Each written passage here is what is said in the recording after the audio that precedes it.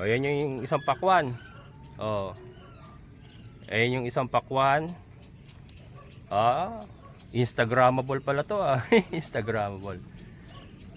O yan mga kabokers, nakapanghihinaya kasi kung kukunin ko kung tatanggalin ko, parang ganda na ng kanyang tubo Pero yan, comment lang po kung dapat pang tanggalin o itutuloy na natin. Pero yan, within the reach na.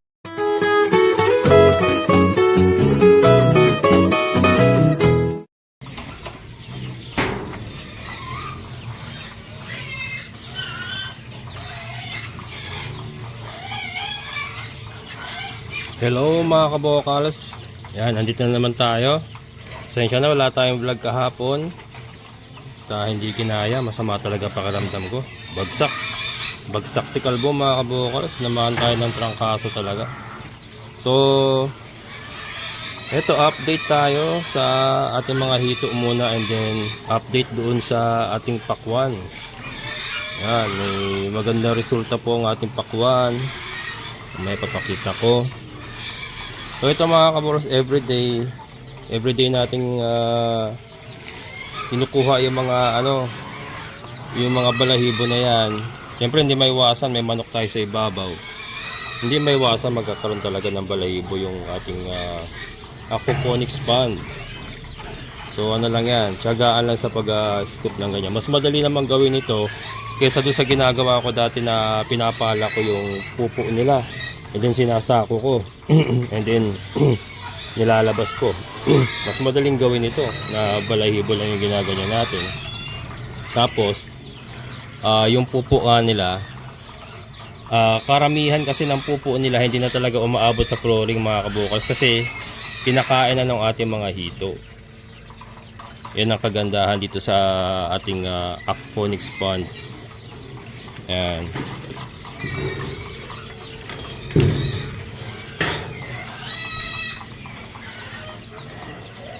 O kakatapos lang ng malakas na ulan, pero hindi pa yun yung bagyo, thunderstorm lang.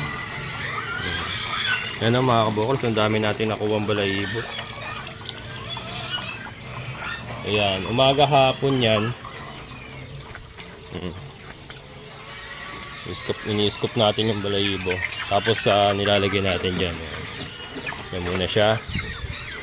Ayan, shoutout kay Sir Boots Manuel. Ayan, sold out na po yung ating binibentang 2 months old na Decaf Brown, at saka yung mga crosses natin na White Leghorn, Rhode Island.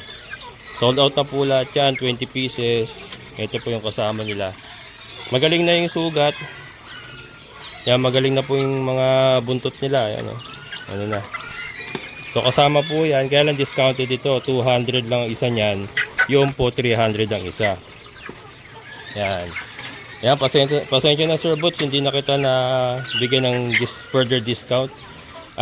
Pinaka-discount mo na lang sir yung kakainin nila hanggang linggo, kasi hindi pa nakapag-prepare ng pagkukulungan. Sabi ni kuya niya na nandito si Sir Boots, kasi nasa US. Yung kuya niya nandito, taga rito lang din sa malapit sa atin. Papagawa lang daw muna ng kulungan. So yun, dito lang muna, pero nag-down na ng 3,000. Nag-down na po ng 3,000. So sabi ko, ang pinaka-discount nyo lang po yung kakainin pa nila hanggang linggo. Yan, kasi ilang ba ngayon? Thursday ngayon Thursday, Friday, hindi, kahapon pa. Kasi kahapon pa dapat ito na kuha.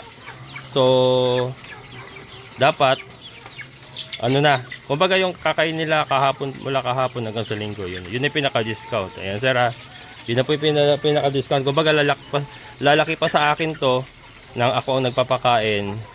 Yung price nila ganun pa rin, 300 ang isa, 200 ang isa, bali 5.7 po sila lahat.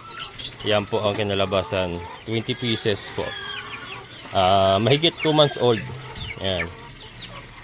So yun, ito pong mga sisiw, meron pa pong available dito. Meron na pong nagpa-reserve ng 8 piraso. Kaya lang sa San Miguel, hindi ko pa alam kung kanino ko ipadadala. Sold out na rin po yung 8 ba? Parang 8 yata yung pina-reserve. Yan. Hindi pa na pa-finalize kasi yung magdi-deliver ang problema. Hindi tayo ano kasi wala sa condition yung ating Raptor. Wala sa condition eh. Tatakot ako ibiyahe na malayo. Baka masiraan tayo. Oh, yan mga kabokals. Yung ating mga hito still looking good. Saan na kayo? Ayan ah. Kita nyo ba? Ayan. Yun. Yun. Ayan. Yun, laki na nito isa ito. Parang alam na nila yun, pagka may tao. Naglalapitan sila pagka may lalapit ako dito. Nakaabang na sila, alam nila magpapakain ako eh. Ayun oh. Lalaki na. Lalaki na ng ating mga hito. So hindi na natin ito binibilhan ng ano ha. Hindi na natin sila binibilhan ng feeds. Ang kinakain nila yung nalalaglag ng ating mga manok at saka yung kanilang droppings, yung mga droppings sa ating mga manok. Yan po kinakain nila. Mabilis mga kabukas, pagbagsak pa lang, kuha kaagad, pinag-aagawan. So yun po ang ano. Yun din po ang kagandahan, kaya hindi po naiipon ng pupo sa ilalim. Yung droppings ng ating mga manok, hindi po nag-accumulate sa ilalim. Kasi ultimano nakukuha ng ating mga hito pagbagsak pa lang. Andiyan sila lahat. Alam nila kung saan sila mag-aabang eh. Marami yan mga kabukals. Minsan pag bibili ako ng floating pellets para makita nyo kung gaano sila karami. Pero madami yan. Wala tayong namamatay mga kabukals. Since naglagay tayo ng lupa, wala nang namamatay sa ating mga hito. Yan. And nakokontrol pa rin natin yung ammonia. So far so good. Ayun o. Ayun o. Kita nyo ba yan? Pagbagsak ng pupo, agawan ka agad sila. Yan, disclaimer lang po. Again, hindi ko po ibebenta itong mga hito na ito. Baka may mag-react na naman po. Hindi po ibebenta ang mga hito. Andyan lang po sila para makontrol yung kiti-kiti. At saka yun nga, kainin yung mga droppings ng ating mga manok para hindi mag-accumulate. Again, ang papaliwanag ko na. Ang main business natin ay yung ating mga layers, brown eggers, ayan. And yun nga, yung previous vlog ko, nagawa tayo ng itlog na maalat. So, hindi ko po, hindi po tutorial mga vocals ha, hindi tutorial yun. Baka kasi parang may nagtanong na tutorial ba to? Hindi po tutorial yun. Yun po ay trial lang po muna natin kung magagawa ba nating maayos. Ngayon, saka po tayo mag-share ng parang tutorial kapag nakita ko na yung resulta ng ginawa ko. Kung okay siya, yun po pwede na po tayong gumawa ng tutorial. Pero hindi pa po tutorial yun. Yun po isang pagbabahagi lamang po ng aking ginawang itlog na maalat at ang kwento ni Manggoryo. Hindi, ubutuloy ako. Ayan, hindi po tutorial mga kabukas. So yun po, isa po sa binabalak po kasi natin dito sa ating mga brown eggers is yung gawin na lang po nating salted egg yung kanilang mga itlog para po mas mapataas natin yung value at saka yung shelf life ng kanilang itlog. Ayan, so yung isa po yun sa mga plano kong gawin, kaya kasi marami po tayong bahay ng anay dito makukuha or yununo sa punso. And asin, yun lang naman po, asin saka yung bahay lang ng anay ng main ingredient natin sa paggawa natin ng ng salted egg. Ayan. Labas tayo mga kabokals, pakita ko sa inyo yung pakwan. Ayan, andito tayo sa ating pakwanan. So naayos ko na po. 'Di ba nung nakaraan nilagay lang natin yung net tapos ito nakabagsak. Ngayon po, ayan na po. Ito po yung mga dati nating wire, mga recycle na lahat yan, wala na po tayong binili dyan. Ito po mga wire lang po ito dati sa mga extension ko na patapon na, pero nagamit pa rin natin. Ayan. So dito po natin ikinapit yung ating mga net. So di ba ang ganda na tignan? Ayan. Nag-a-attempt abutin, pero hindi naman nila makakain niya kasi unang-una medyo mataas, saka may net naman. Ayan. Dito para makita nyo.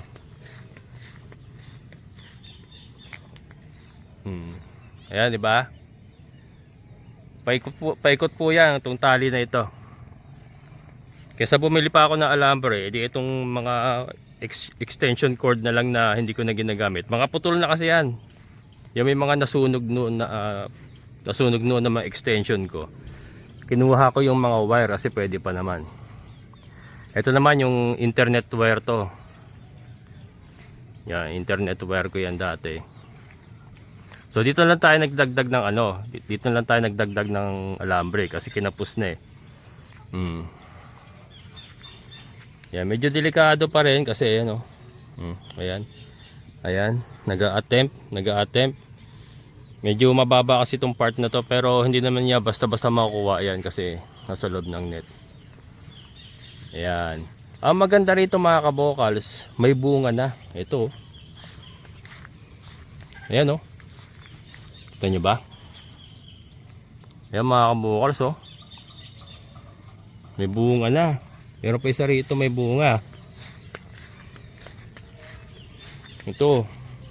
Oh. Tayo. Para mas kita nyo. Ayan oh. Ayan mga kabokals oh.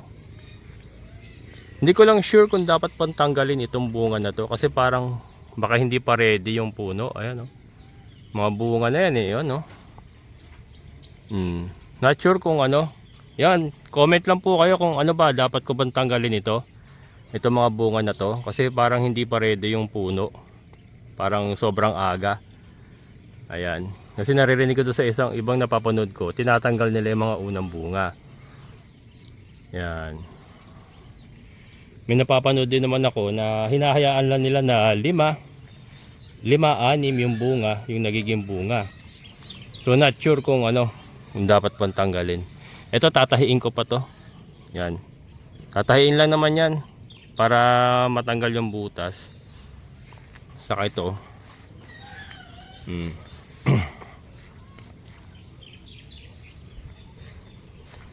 O diba mas mga kabukos, diba? Mas applicable sa kanila kasi nga pakwan eh. Tayo sa ibabaw. Oh. Diba? Mas maganda yung net. Ayun, na oh. Ay, sorry. Ito yung bunga mga kabokals. Ayan. Kita nyo ba? Kita nyo ba yung bunga? Ayan oh, yung bunga. Yan. So itong babantayan natin sa bagyo. So darating na bagyo. Dapat ito gugupitan ko pa ito. Pipingasan ko para hindi mag-ipon ng tubig. Hindi maipon ng tubig diyan kasi ikabubulok nung pinakapuno 'yun pagka nag-ipon ng ng tubig diyan. Gugupitan lang naman ito para lumabas yung tubig. Hindi ko pa nagawa ngayon. Dapat gagawin ko ito yung dapat iwasan natin Ayan kasi kakaulan lang, 'di ba? Kaya may tubig So ito dapat yan pipingasan natin ito. Pipingasan natin yung baso para lumabas yung tubig. Ganyan gagawin natin. Ayan yung ating mga patola. Still looking good. Ayan dahil pa rin patola mga kabukals diba? Tinanggal ko na yung iba. Ang dami ko nang tinanggal. Yung mga namatay na. Pero ito kasi dahil pa bunga kaya hindi ko pa muna tinanggal. May mga pakwan pa ako doon na parang 7 pa yata yung hindi ko na ililipat dito. Kaya lang puno na kasi. So lahat po ng butas may mga pakwan na yan. Kaya lang may mga patola pa tayo na hindi natin tinatanggal kaya hindi ko na ilagay lahat pa. Sa tingin ko yan, titignan natin kung talagang tutuloy. Ito bunga rin to mga kabukals Kita nyo ba yan? Madilim. Dito tayo. Ayan. Ayan kita nyo ba yan? Bunga, di ba? So talagang yun nga lang hindi ko nga sigurado kung dapat bang patuluyin o dapat bang tanggalin muna. Kasi ito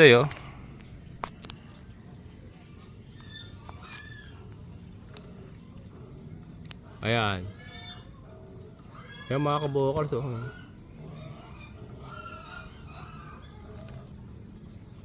Dapat bang ituloy o tanggalin muna? Yan, comment lang po kung tatanggalin para matanggal natin kaagad. Kasi iniisip ko baka pag tinanggal ko wala na sumunod. Yun ang ano. So ayan, pasensya na, hapon na naman tayo nakapag-vlog kasi ang dami ko talagang ginagawa. At saka yung katawan ko hindi pa talaga pa hinto-hinto ng trabaho. Pero ito na, ayun na po yung magiging natin. Setup talaga natin ng ating pakwan on aquaponics. Yan na po. Yun na po kanila magiging bedding talaga. Di ba? Reachable naman yan. May nagtatanong nga din or nag-comment. Paano ma-harvest? Sisirain mo yung net. Hindi po. Ito, bigyan ko kayo ng example. I'll give you an example kung paano natin siya harvestin. Dito tayo, di ba? Tungtung tayo sa ating tungtungan. Ayan. O, yan yung isang pakwan. O. Ayan yung isang pakwan. Instagrammable pala to Instagrammable. O yan mga kabokers, nakapangihinaya kasi kung kukunin ko kung tatanggalin ko, parang ganda na ng kanyang tubo Pero yan, comment lang po kung dapat pang tanggalin o itutuloy na natin. Pero yan, within the reach naman po. Within the reach po, abot po kamay po yan. Ayan kasi ganyan lang naman po yung ating net O ito nga, abot ko. Itong patolan po, abot ko. Ayan. Ayan, pagka lumaki, haba naman yan. Tapos po pwede naman tayo doon dumungaw sa kabila. May tungtungan tayo mataas, ayun. May tungtungan tayo mataas. Abot natin siya from there. From there. Sa kabila. So, no need na sirain yung net. Etong net na to, pang matagalan na po yan. Halimbawa, kasi madali mag-expire ang pakwan Sandali lang yan mag-expire ka agad yan. Tanim na naman tayong panibagong pakwan. Ganun lang po yun. Ang plano ko nga dito, tutuloy-tuloy na natin yung pakwan, melon palitan. Yun na po ang gagawin natin dito sa ating aquaponics. Parang kung gagawin talaga natin konting hanap buhay, maraming pakwan, punuin natin ng pakwan. Tapos ang isang, kasi napapanood ko yung ganyang pahaba kasi ang mga kabukos sa pakwan, hindi po yun yung malalaking bilog Yan po yung pahaba na yellow flesh. Nakikita ko sa pinapanood ko, recently nga sa agribusiness kay Sir Buddy, may furniture siya. Sa isang puno, namumunga po ng 4-5. Ganun po ang kanilang sistema. So, taliwas po doon sa ibang napapanood ko na isa lang po yung pinapatuloy. Pero siguro iba-ibang style naman po yun. Kaya doon sa napanood ko nga, and kumikita naman sila, ang dami nga nilang deliver pala, na meron sila talagang dinideliveran, truck. Sa isang puno, 4-5 yung kanilang pinapatuloy. So, di ba? Kung may ganito tayong sistema, sa isang puno, let's say makapagpatuloy tayo ng 4 na lang, marami na rin po yung tayo ma-harvest na pakwan dyan. Ayan, and then, pwede kong ibenta sa San Jose. Doon sa aking mga kapitbahay dun sa bahay ko sa San Jose, ano pa naman yung anak ko. So, pwede natin ibenta ron. Diba? Or pwede nating ilagay sa tindahan. Yung may mga talipapa akong kakilala ron. Sabihin ko, bagsak kita ng 30 pirasong pakwan. Ubusin mo yan. Saka mo na ako bayaran pagka naubos mo na. Pwede naman yun.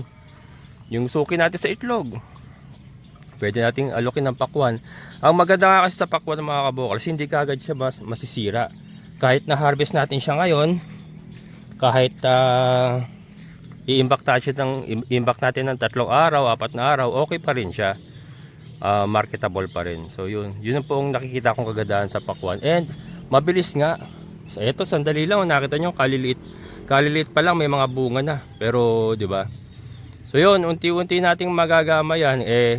Napatunayan ko naman sa inyo na gumagana po yung sistema dahil sa ating mga patola. Kaya gaganda na ng tubo. So very confident ako mga kabukos na yung pakwan natin magsasaksi din dito. Pero syempre kailangan ko patunayan yan. Katulad nga na sinabi ko sa patola, kailangan ko patunayan yan.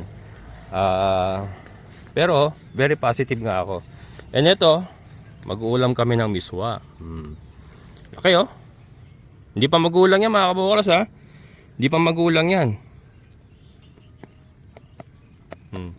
Hindi pa magulang yan. Saka dito makita yan pag magulang na.